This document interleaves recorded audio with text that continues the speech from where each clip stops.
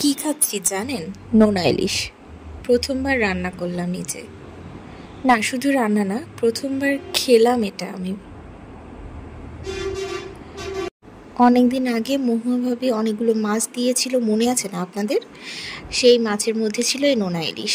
তো সেই নোনা ইলিশটা আজকে রান্না করলাম। প্রথমে গরম পানি দিয়ে ভালো করে ধুয়ে নিলাম, তারপর ঠান্ডা পানি দিয়ে ধুয়ে নিলাম যাতে লবণ ভাবটা চলে যায়। তারপরে তেলে পেঁয়াজ কুচি সব মশলা দিয়ে যেভাবে শুটকি রাঁধতে হয় ঠিক সেভাবেই রান্না করলাম। আগে যদি জানতাম নোনা ইলিশ মানে ইলিশের শুটকি, তাহলে আমার এতটা কষ্ট করে সবার কাছ থেকে রেসিপি শুনতে হতো না, আর ইউটিউবও ঘেটেছি। এসব কিছু করা লাগতো না, আমি সোজা শুটকির মতো করে রান্না করে ফেলতাম। তো আজকে প্রথমবার ট্রাই করলাম, অল্প একটু রান্না করেছি, আর এটা আমি টমেটো দিয়ে রান্না করেছি।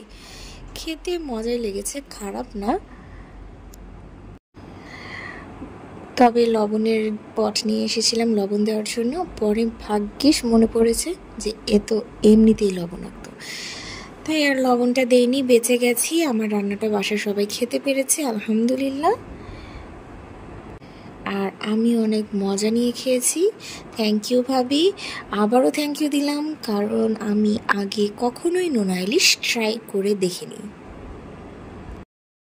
কেউ যদি আমার মতো প্রথমবার কখনো না খেয়ে থাকেন, তাহলে যেভাবে রান্না করেছি এইভাবে দেখে দেখে রান্না করে নিন। আমি রেসিপি শেয়ার করলাম না আলাদাভাবে, এভাবে দেখেই রান্না করে ফেলেন। যারা এখনও খাননি তারা বাজার থেকে কিনেও নিয়ে আসতে পারেন, খেয়ে দেখতে পারেন, এটা ভালো লাগবে আশা করছি।